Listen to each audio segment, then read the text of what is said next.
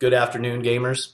My name is Mikey S. with the Ground Floor Gaming Collective, and today I got the distinct pleasure of talking to you about Destiny's second expansion, A House of Wolves. Before we jump into this, it's time to show a little bit of team pride, so to say. So 1, 2, 3. Oh, yeah. The darkness consumed you. And it will continue to do so in A House of Wolves. Before we jump into House of Wolves, though, let's take a second to talk about Destiny as a whole. It definitely exploded onto the scene as an FPS MMO hybrid developed by Bungie, who brought us the original Halo, and then a couple more Halos, and then 343 Studios took it over. But pretty solid company. And initially, Destiny was amazing. Absolutely amazing. The graphics were completely and utterly unrivaled. We'd never seen anything of that beauty in the gaming world before. It actually made games like Skyrim look choppy and broken a little bit, which was something I was very impressed with. But as people continued to play Destiny, they realized that there were some very critical and key errors missing from the game. Number one was discernible story. Okay, so the darkness came, and now there's all these weird aliens. And who are the Cabal really? Like, the only time they get mentioned is when you're on Mars, and it doesn't tell you, like, why are all these races fighting? Who's the weird robot chick that keeps disappearing in and out of my life? So that happened. Then we found out that the strikes were repetitive, and the only real way to grind to that level 30 gear was by doing the Vault of Glass, which, by the way, is a fucking nightmare. Whoever designed it, I hope you die in a fire. No, I'm just kidding. But it was really a shitty raid. Pardon my language. And I know pretty bad raids. I've been deep in some horrible dungeons on Neverwinter. So here we are. We now have this game that really feels like the framework for another game. So what happens next? We get the Dark Below, which in theory was pretty cool. But let's talk about some of the critical errors there. One, we introduced a new raid where you got to fight Crota, which kind of confused me. If you ever read any of the Grimoire cards, which most of us didn't, hence the no storyline, that weird unborn giant ogre dude is supposed to be a god, so why is Crota a god also? Like, why is that a big deal?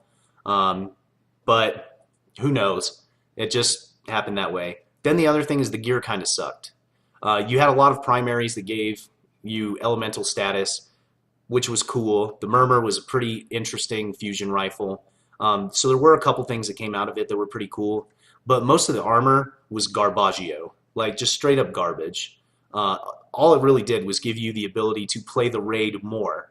So grind raid, get armor that only allowed you to really grind raid, continue to fight through raid, and hopefully you'll get one of those primary weapons that gives you those status effects.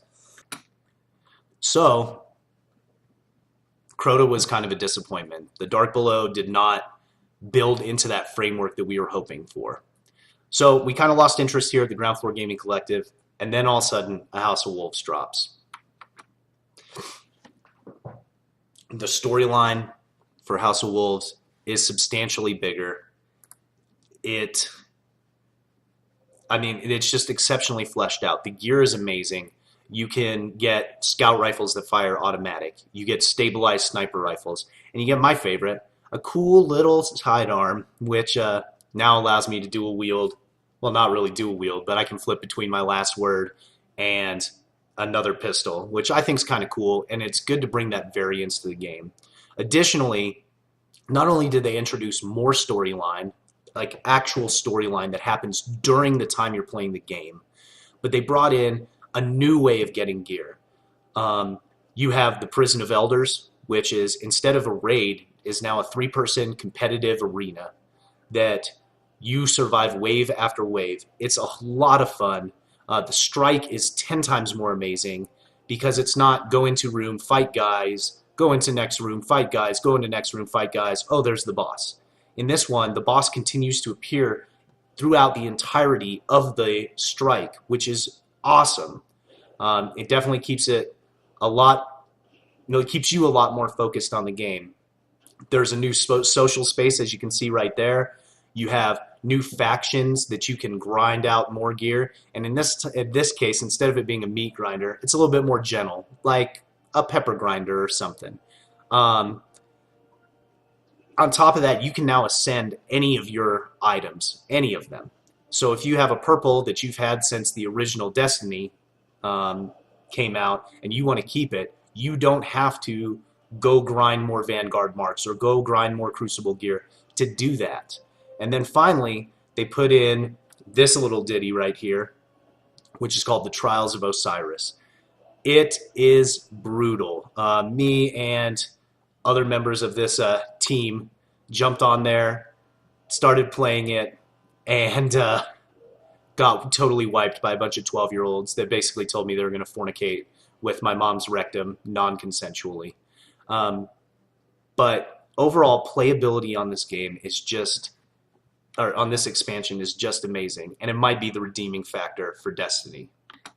So basically, playability good, graphics are still amazing, actual storyline, much more multiplayer. You now no longer have to sit on the sidewalk with a little sign that says, "Will looking for party for Crota, will hunter for food," or whatever. You can now just take the 3 people or the 2 other people that you hold close and go through any of these. It's really awesome, honestly. Had this not have come out, Destiny was well on its way of receiving a 5 out of 10 or 4 out of 10, and with the only redeeming factor being the graphics and the environmental engines that they put into the game. But with House of Wolves in there, I'm going to give Destiny and House of Wolves itself a solid 9 out of 10 exotic engrams. Well, gamers, as always, this is Mikey S. with the Ground Floor Gaming Collective. Hope you liked the video. If you did, hit us up on Facebook, hit us up on Twitter, and as always, hit us up on our website or the YouTube channel. Feel free to subscribe, and we got a lot of heavy hitters coming up soon. So we'll see you soon, and love you guys. So gay. It wasn't really like that gay, was it, bro? Yeah, that was pretty gay. Anyways, catch you guys later. Bye.